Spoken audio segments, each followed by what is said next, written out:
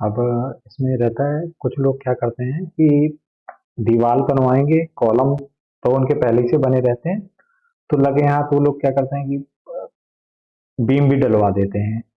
अब बीम के साथ क्या करते हैं, क्योंकि बाद में इनको स्लैब डालनी होती है, स्लैब डालने के लिए बीम का कुछ पार्ट, ऊपर वाला जो पार्ट जिसमें छड़ वगैरह रहती हैं, वो क्या करते हैं कि वो छोड़ देते हैं इस तरीके से। अब इसमें ये रहता है कि बीम का जो स्ट्रेंथ होता है वो पूरा ये कंक्रीट और ये छड़ या लोहा, ये स्टील बोलते हैं, कंक्रीट और स्टील दोनों मिला के जब अंदर होता है तब बीम पूरी स्ट्रेंथ देती है।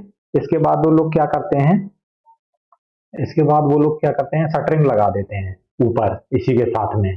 अब शटरिंग लगा के क्या करते हैं कि उसमें ऊपर साइड में शटरिंग लगा के वो लोग इसके ऊपर रीइंफोर्समेंट दे देते हैं, या ऊपर का छड़ों का जाल बिछा देते हैं स्लैब डालने के लिए।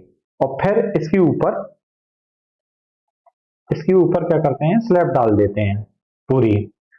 अब इसमें स्लैब तो डाल देते हैं, लेकिन ये बनी तो पूरी की पूरी ही रहती है एक साथ में, है ना, एक साथ में बनी रहती है। ये वाली तो, ये वाली जो होती है ये आपको, ये अलग रहती है और ये पार्ट अलग रहता है, तो ये प्रॉपर स्ट्रेंथ नहीं आ पाती।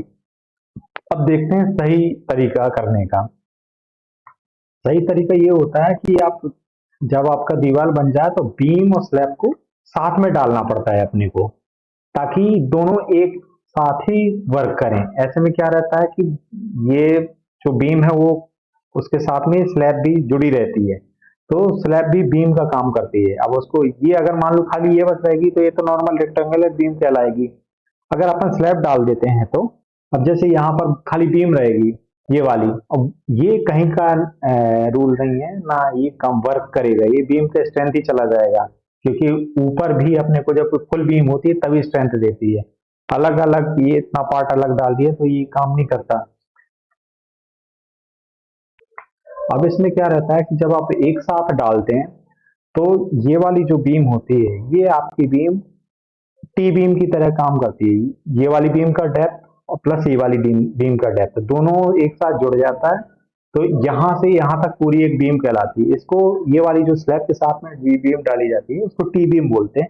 और टी बीम आपकी नॉर्मल बीम से काफी ज्यादा स्ट्रांग होती है, क्योंकि इसमें स्लैब भी एक बीम की तरह वर्क कर रही है।